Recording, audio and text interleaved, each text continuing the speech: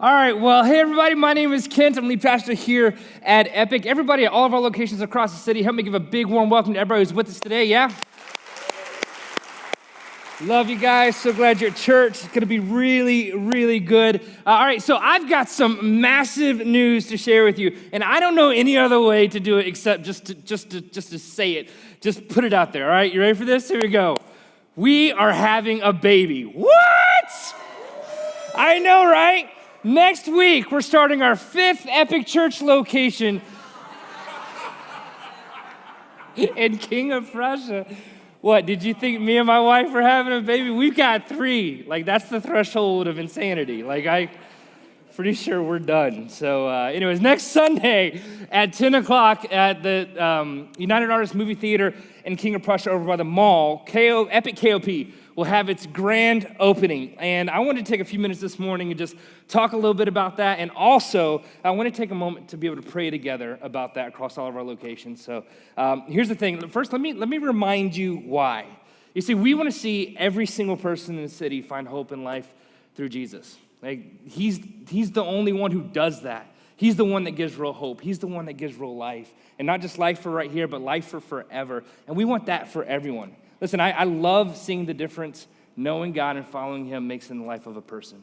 There's nothing like it. It's the most amazing thing on the planet, and we really do want that for every single person. We also knew from the very beginning when we started our church that just having one church location in the city and asking everybody in all these different parts of the city to come to it wouldn't be the way to reach every person. There's just no way, right? Philadelphia is a city of neighborhoods, isn't that true? Right, everybody's kind of got their spot.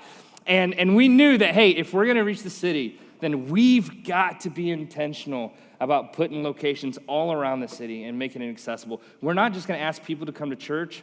We're gonna go out of our way to take church to people. We've always made that a priority.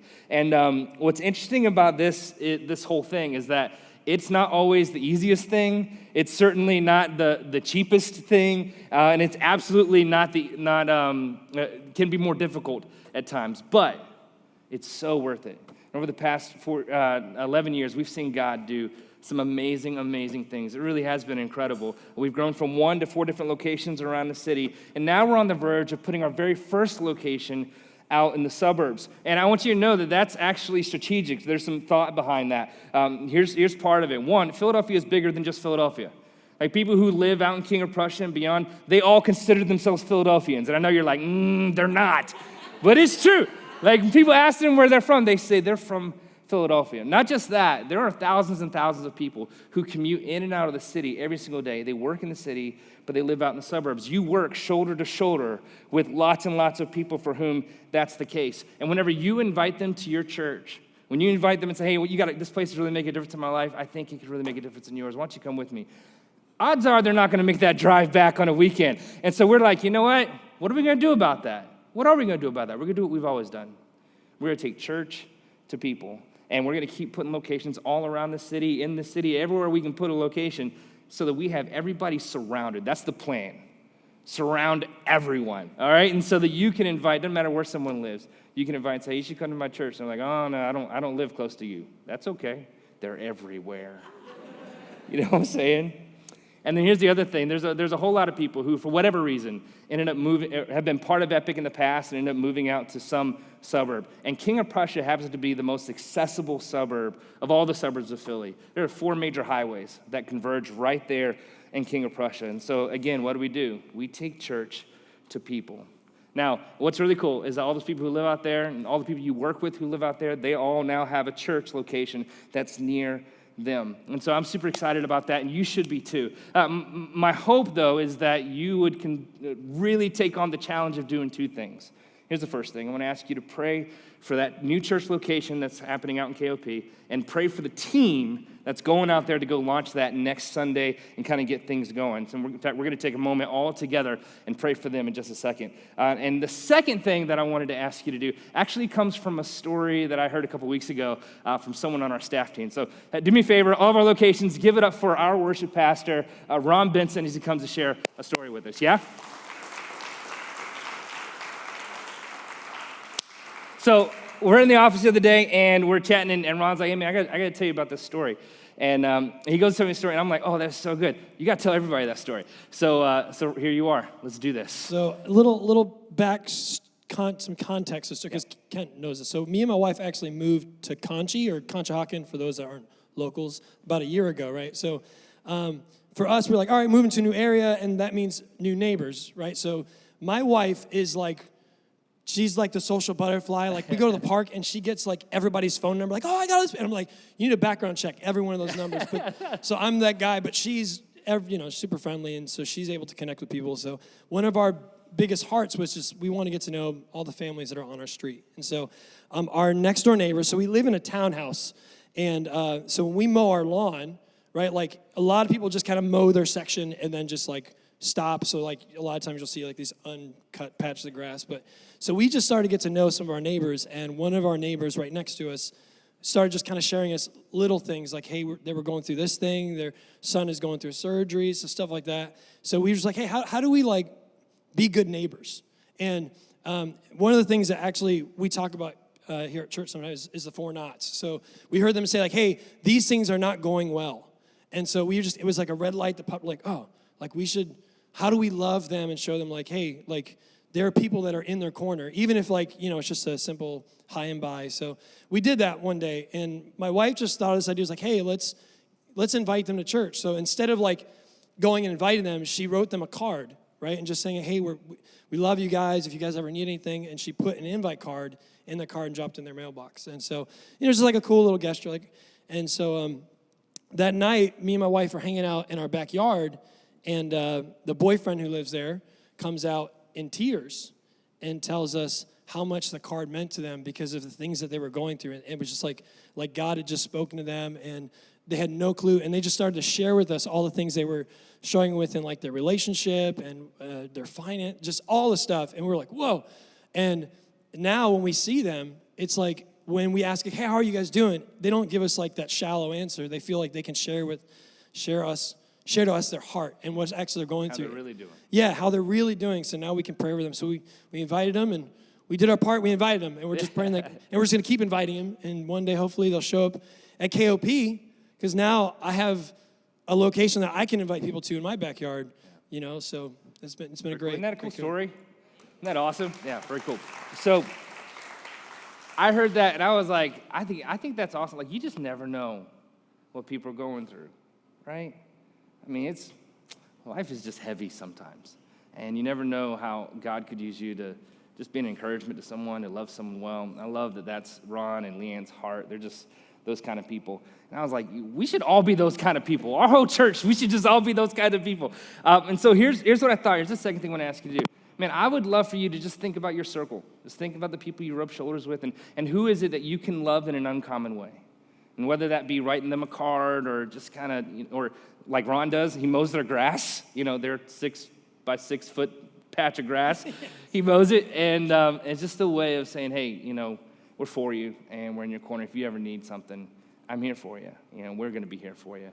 And so I just want to challenge you to be thinking about who in your circle can you be there for, and then when the opportunity comes, or actually you can force the opportunity to say, hey, why don't you come to church and sit with me? I think you'll really like it. It really makes a difference in my life, and I think it could really make a difference in yours. So that could be such a powerful thing. Now, you were given an actual a little note card and an invite card. You can use the note card if you want. You don't have to use the note card.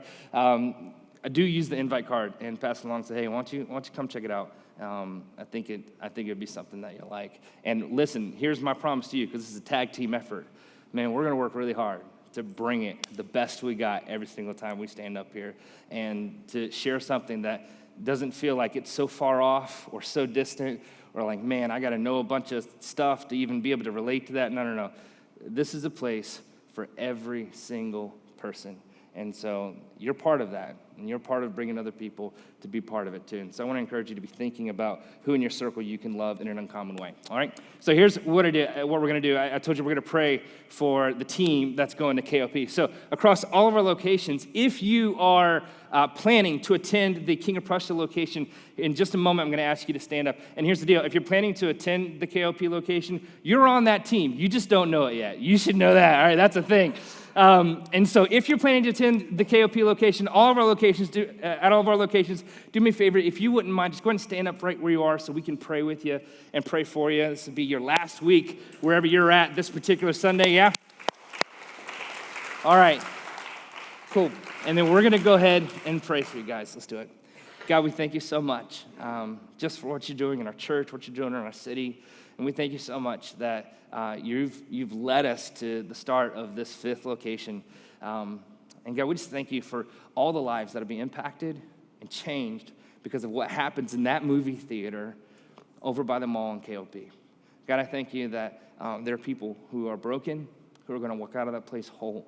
There are people who are hopeless, who walk out of that place finding hope. There are those that are confused, that walk out of that place finding direction.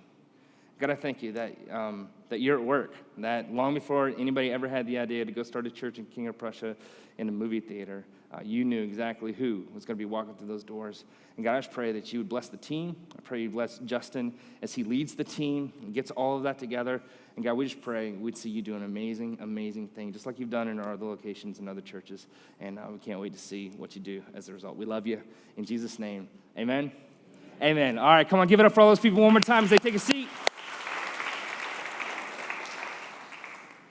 All right, so I am super excited about today because we're kicking off a brand new series. And this is one of those series that not only are you going to be really glad that you were here, but during the series, I guarantee you, at some point, you're going to have a moment where you think about somebody you know who isn't here, but really needs to be here because they really needed to hear this, right? That's going to happen. You know what I'm talking about? Like, you ever walk out of church and you're like, oh, I got to call them and tell them, you missed it. And they'll be like, what's it about? It's like, I don't know, but you missed it. You should have been here for that. You know what I'm saying? Here's the deal. Like I said a second ago, life can be hard. In fact, life is complicated. It really is. Like between work and relationships and finances and health and Instagram, I don't know how we do it. There's a lot going on, you know? I feel like at every turn, we're constantly having to make decisions. And here's what I know about that concerning you.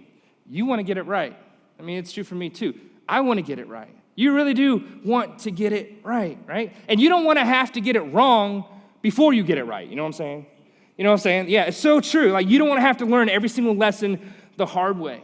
There's some friends of ours who actually asked us to write down some words of wisdom and some encouragement to their son who was turning 13 years old. And they were going to give him all these things on his birthday. And so I was thinking about that. And I started thinking about when I was a teenager. And there was this song that came out when I was a teen. It goes like this. Some people have to learn the hard way.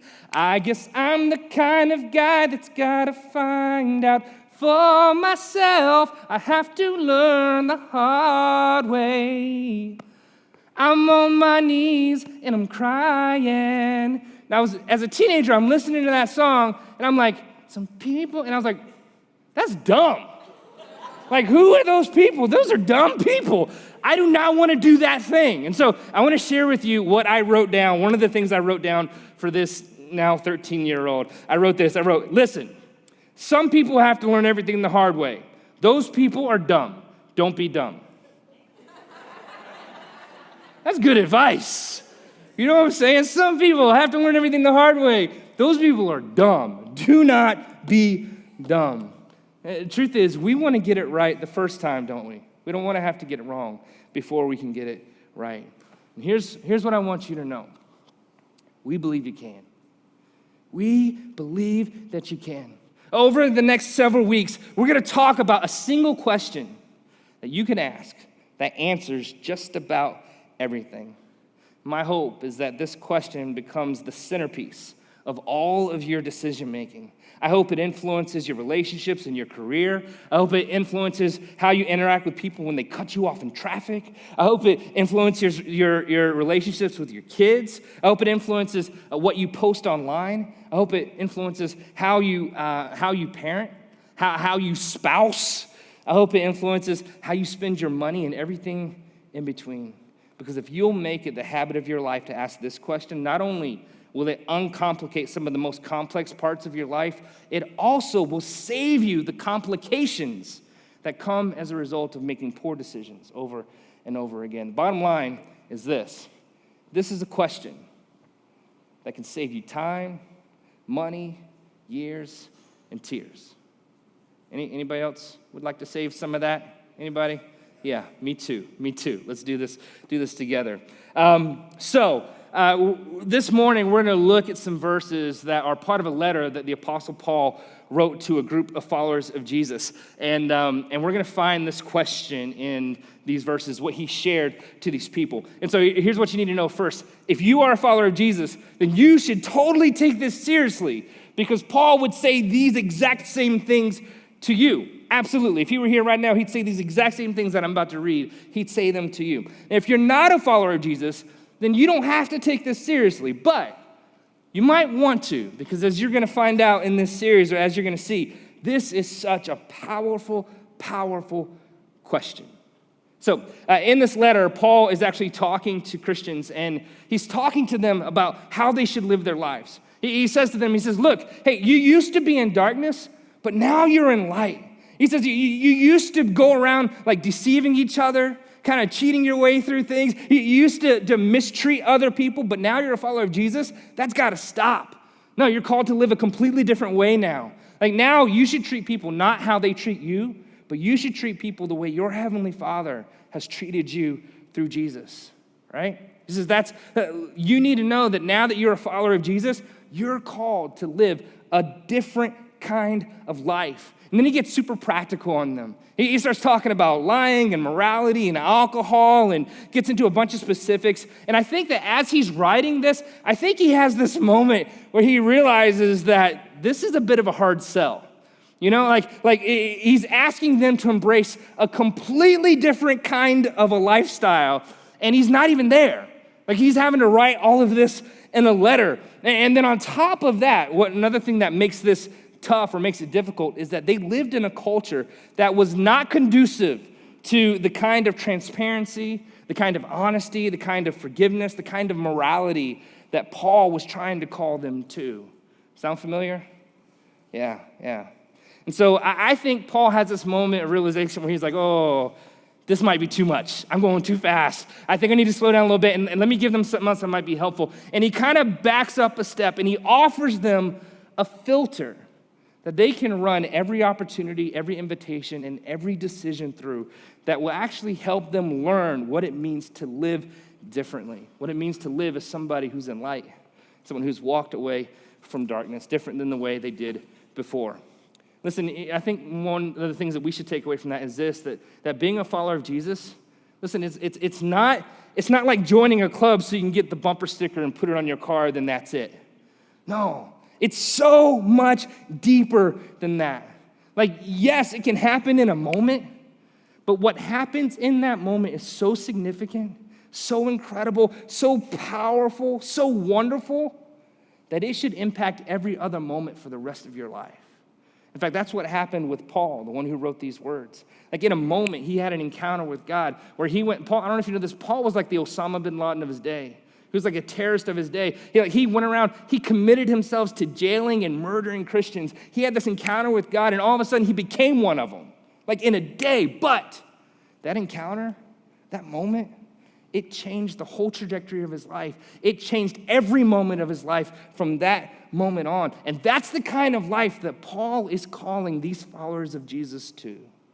Here we go, Ephesians chapter 5, starting in verse 15. Here's what he says. He says, be very careful then how you live. Now that word live there actually means how you walk or how you move through life. He says you got to be careful how you move through life. And the word careful, that implies that you should be looking around while you walk.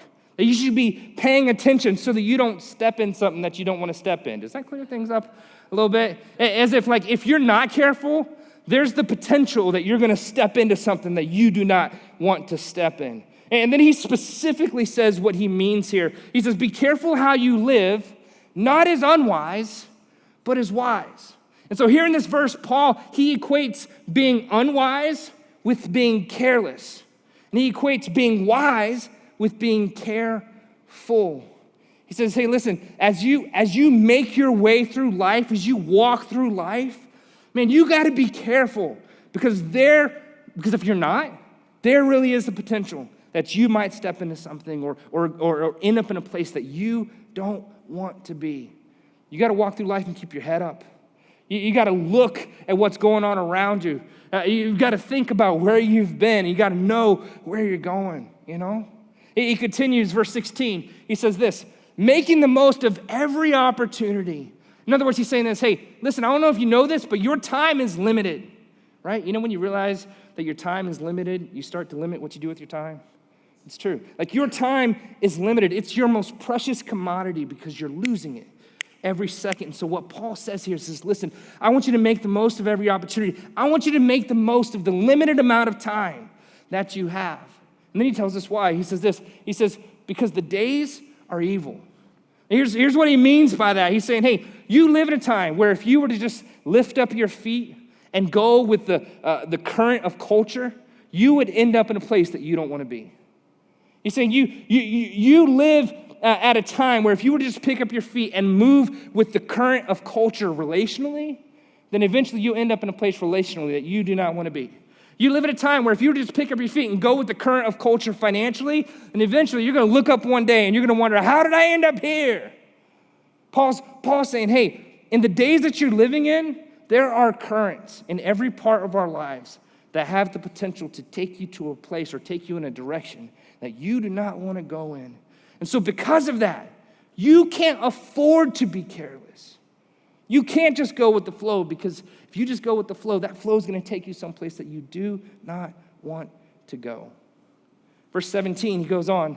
He says, therefore, do not be foolish, but understand what the Lord's will is. He's like, look, hey, don't be foolish. In other words, he's saying this. He's saying, hey, don't play dumb. Like, don't make excuses. Don't look for loopholes. Don't pretend that you don't understand, because come on, you know.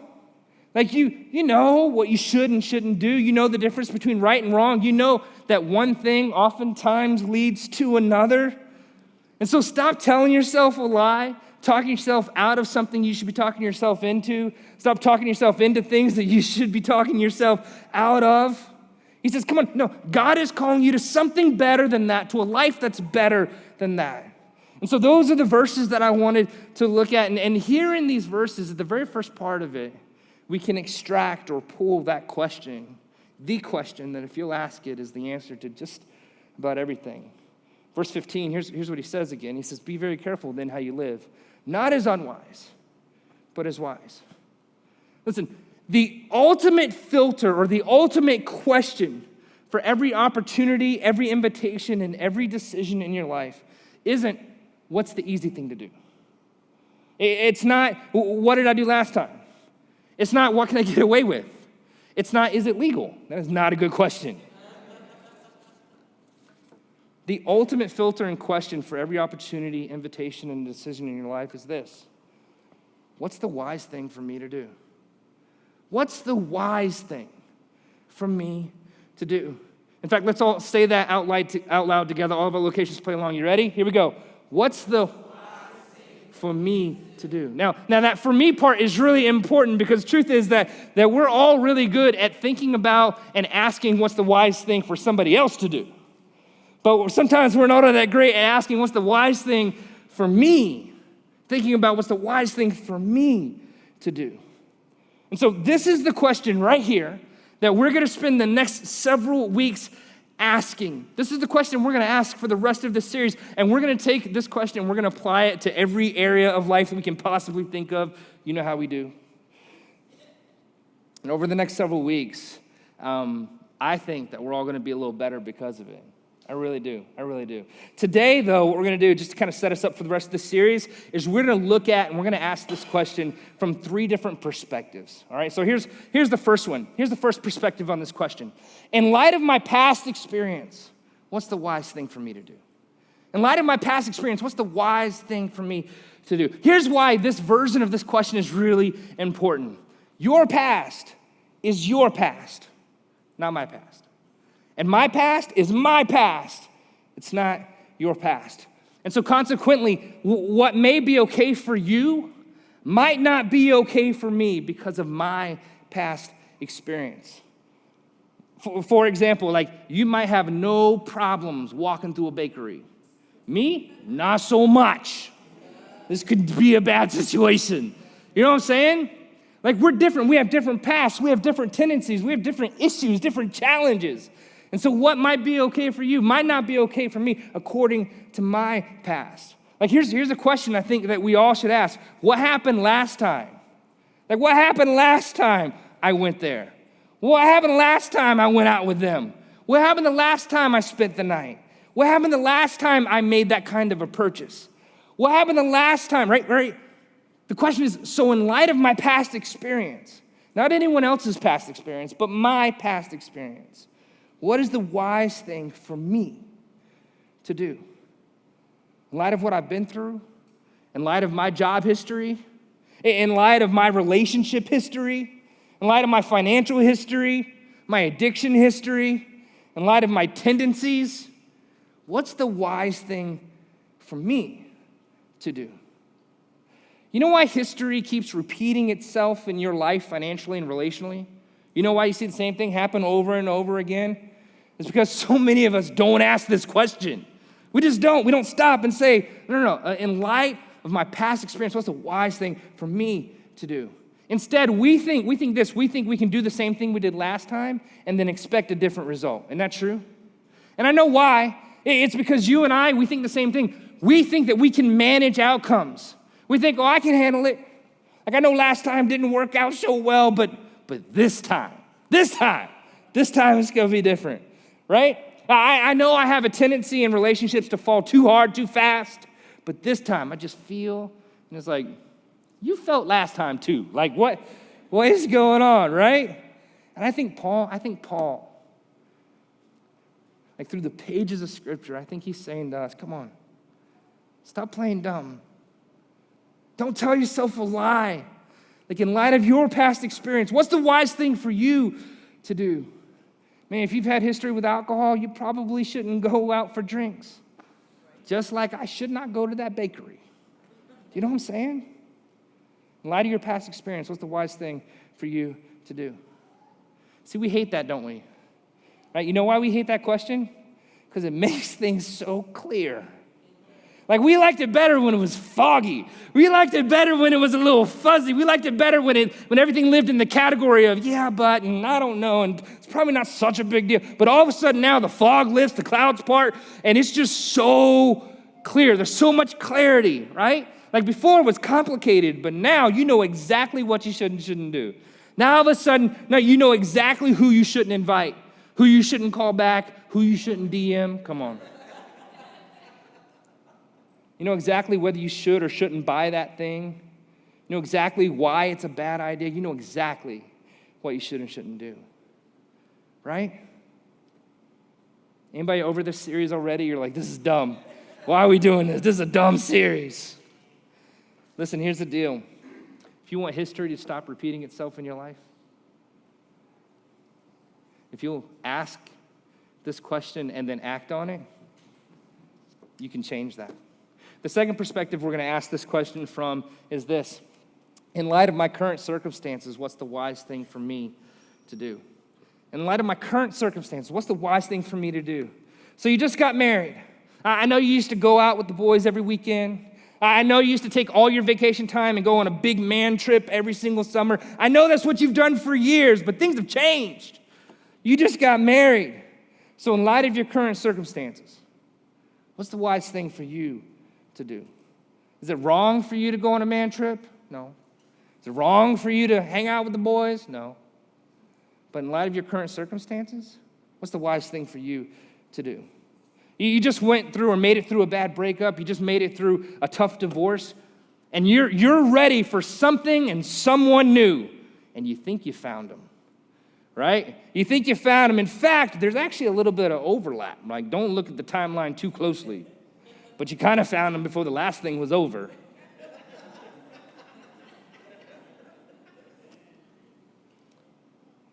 So here's the question. In light of your current circumstances, in light of your current vulnerability, in light of your current status emotionally, what's the wise thing for you to do? Jump into something? What's the wise thing for you to do? Not for forever, but for right now. What's the wise thing for you to do? It's the beginning of a new school year, right? The end of the last school year didn't go so well, right? Things were a little tough, not so great. And so you got to do well this new school year. But all your friends are skipping a few days to go on a trip. It's going to be amazing. What do? In light of your current situation, your current circumstances, what's the wise thing to do? Anything wrong with skipping a few days to go on a trip? No. Probably did it in the past, probably going to do it in the future at some point. But in light of your current circumstances, what's the wise thing for you to do? Yeah, you better get your friends to send you some pictures. That's what you should do. You're in debt up to your eyeballs. But it's Prime Day. In light of your current circumstance, what's the wise thing for you to do? Doesn't that bring an uncomfortable amount of clarity? It's like, oh, man, right? With what's going on in your family right now, what's the wise thing? With the state of your marriage, what's the wise thing? With your relationship with your parents or the relationship with your kids, with the fact that or with how you're doing health-wise, what's the wise thing for you to do? In light of the fact that you started a new job, in light of the fact that your dad is going through a health thing right now, what's the wise thing for you to do? In light of the fact that you just had your first baby or your second baby, in light of the fact you just had your third baby or your fourth baby, to which I'm like, why? Why? Why, you getting paid to do this? Because you are obviously not asking any of these questions. At 3, you should have stopped and been like, in light of my current circumstances, what is the wise thing? Not the fun thing.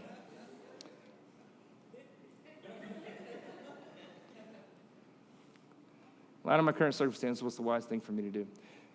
And then perhaps the most powerful perspective on this question. In light of my future hopes and dreams, what's the wise thing for me to do? This question right here, this has the power to change the trajectory of your whole life. See, my guess is that you do, in fact, have some hopes and dreams for your future. Hopes and dreams about where you end up someday. Hopes and dreams about the kind of person you become one day. Hopes and dreams about the kind of person you'll be with one day. Hopes and dreams about the relationships that you'll have with your kids one day. In light of your future hopes and dreams, what's the wise thing for you to do right now? Right? Listen, if one day you want to be able to say you've had a great marriage and you finished with the person that you're with right now, then that should dictate what you do today. If one day you want to be out of debt and financially secure for the future, then that determines what you do today. If you want to graduate with honors, then that determines what you do today. If you want to have a spouse that honors you and treats you well, then that determines what you do today. Listen, so often, our problem isn't that we have a lack of hopes and dreams for our future. Like, so often, our problem is that we make choices today that end up undermining those hopes and dreams tomorrow. That's the problem. And so listen, don't trade what you want most, I mean, what you really want, your real hopes and dreams, for what you want in the moment. It's just not worth it. Instead, you got to learn to ask yourself the question, in light of my future hopes and dreams, what's the wise thing for me to do right now? Now, here's a little wrinkle with this question in particular. Listen, whether you have future hopes and dreams for yourself or not, you need to know this. God absolutely has future hopes and dreams for you. Hopes and dreams about the person that you'll become, hopes and dreams about the relationships that you'll have, hopes and dreams about how he wants to use your life to make a difference in this world, hopes and dreams about the faith that you're gonna pass on to your children and they'll pass on to your children's children, hopes and dreams about your career and your finances and your health. And some of those hopes and dreams are the same as yours, but some of those hopes and dreams aren't. But if they aren't the same, I can guarantee you that they're better than the hopes and dreams that you've come up for yourself, absolutely, every single time. I have a 45-minute drive with my daughter to school in the morning, and we talk, we listen to podcasts together, and every once in a while, I try to sneak in some life lessons from Dad. And so far, she does a pretty good job of tolerating me whenever I decide to do that. This past week, when I shared the lesson that I shared with her, here's what I said to her. I said, Kaylee, God has a plan for your life, and you don't want to miss it. Kaylee, God has a plan for your life, and you do not want to miss it. Man, I want her to know this so badly. Because here's the thing. There are some people who live their whole lives not knowing that this is true. And they end up searching for purpose and meaning in all these empty, hollow places. How incredible is it that my 11-year-old little girl gets to grow up knowing that God has a plan for her life and that she does not want to miss it. I told her that there's some specific things that God has planned for her to do and to be. And so in everything she does as she grows up, I hope that she thinks about how God and every decision she's making, that God actually has future and hopes and dreams for her. And I hope that influences what she does along the way. There's something about knowing that really becomes like the ultimate twist on this question.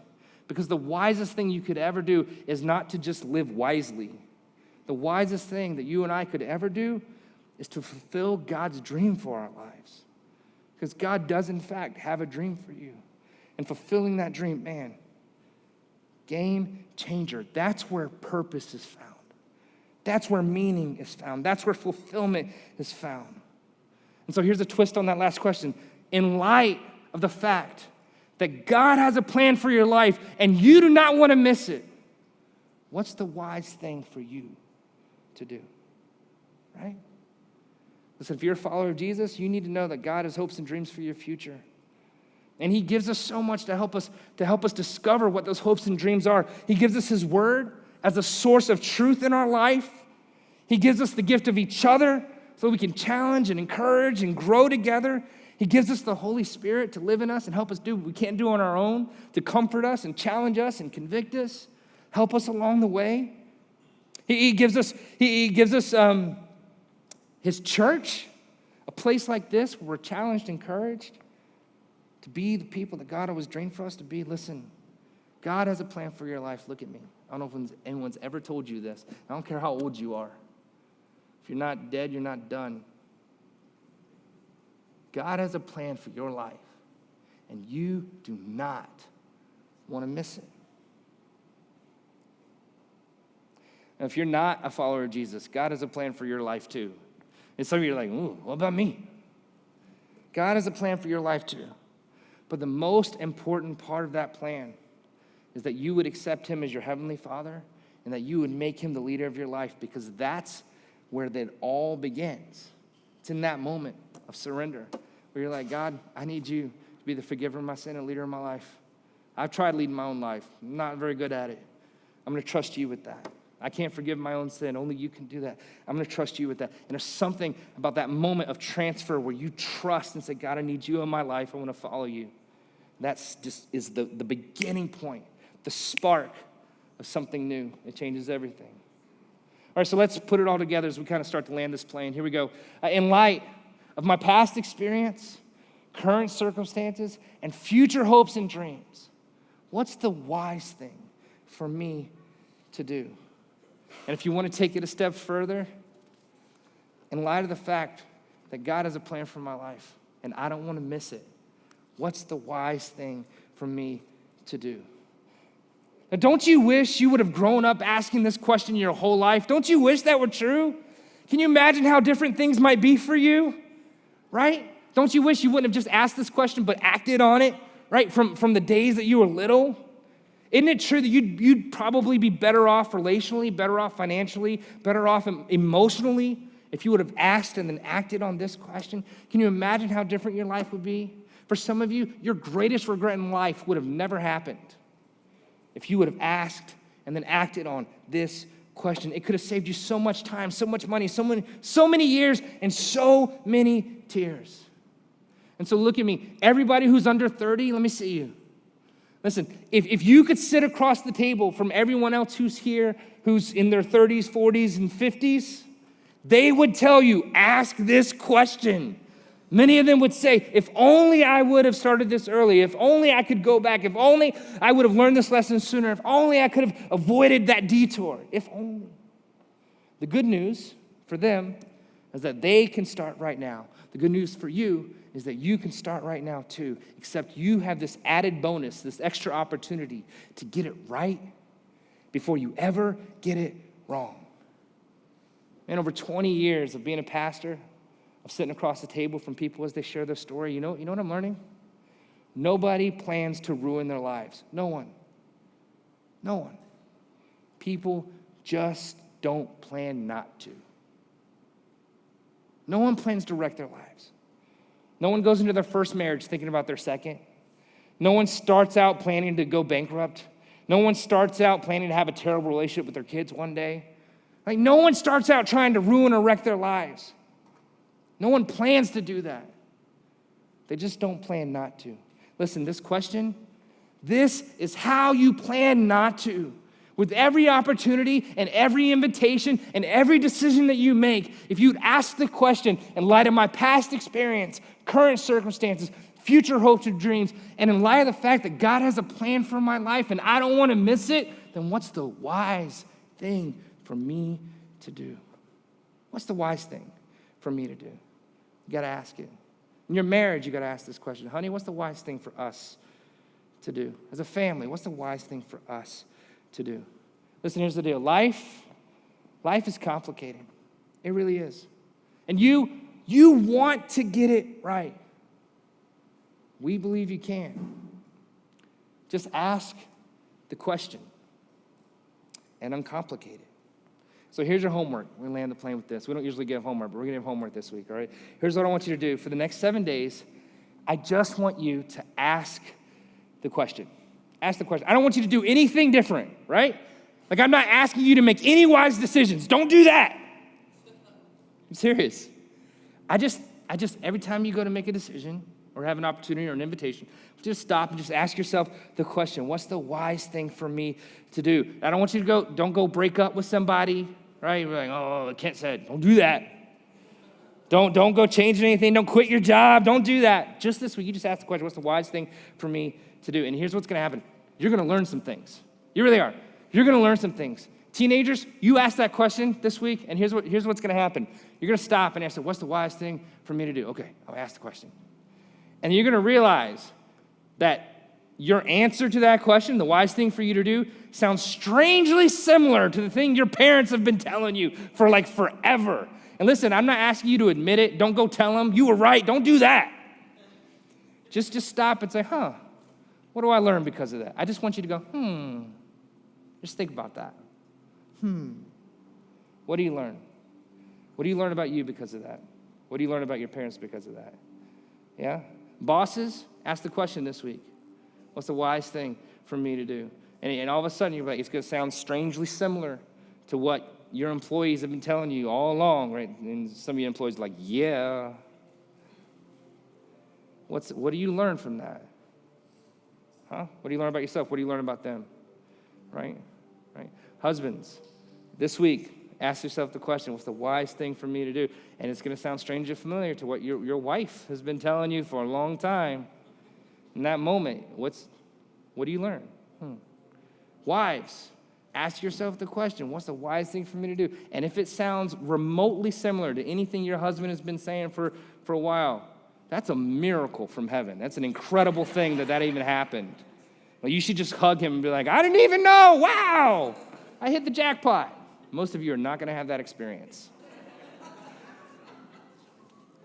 Right? And look at me. This could be a great series. We're going to get better together.